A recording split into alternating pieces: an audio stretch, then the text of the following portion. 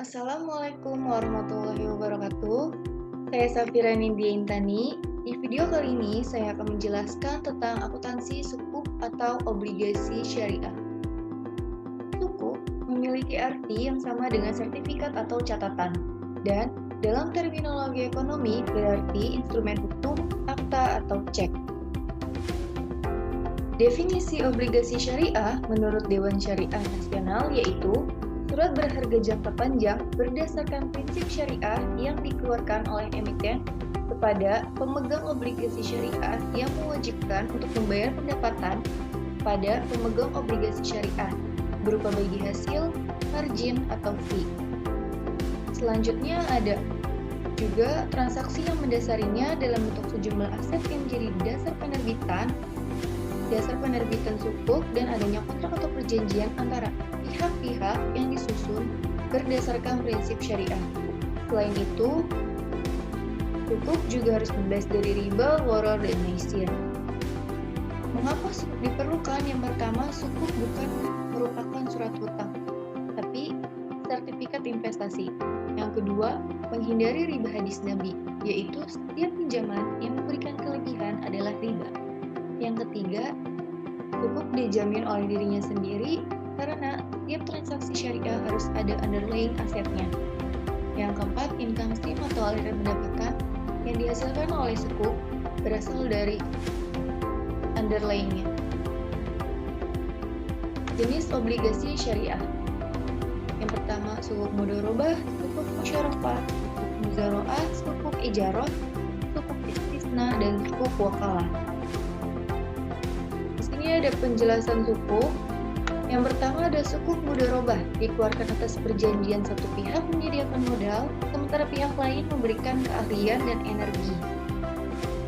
Sukuk musyarakah dikeluarkan atas perjanjian dua atau lebih pihak bekerja sama untuk menggabungkan modal untuk membangun proyek baru, mengembangkan proyek yang ada, atau membiayai kegiatan bisnis.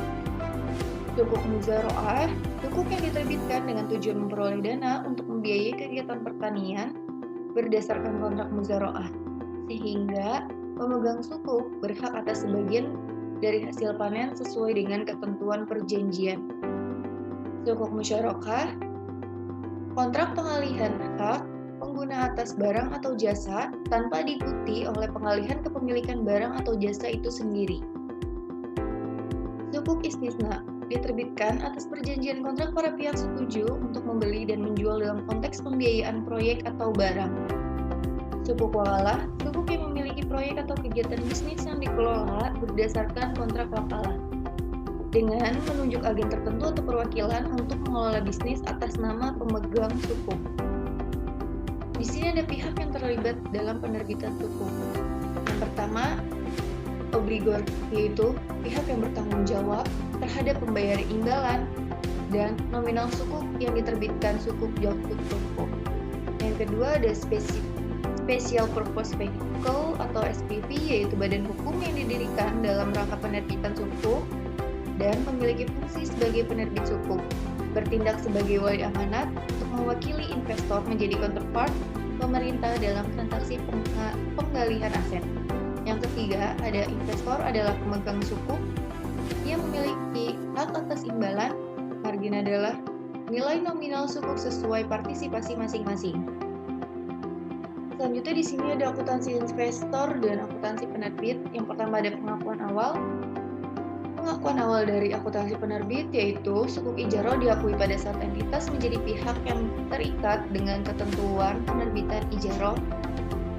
Sedangkan dari pengakuan awal akuntansi investor, entitas mengakui investasi pada sukuk ijarah dan mudharabah sebesar biaya perolehan.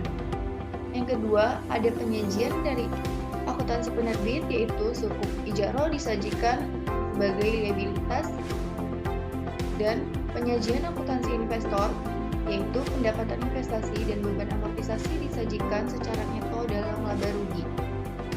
Yang ketiga, ada pengungkapan dari akuntansi penerbit.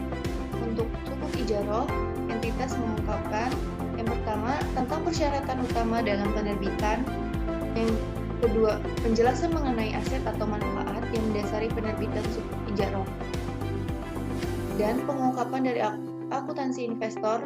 Yang Yang pertama, klasifikasi investasi berdasarkan jumlah investasi, tujuan modal usaha yang digunakan, jumlah investasi yang ada, direklasifikasikan jika ada dan penyebabnya, nilai wajar untuk investasi yang diukur, ada biaya perolehan, dan lain sebagainya.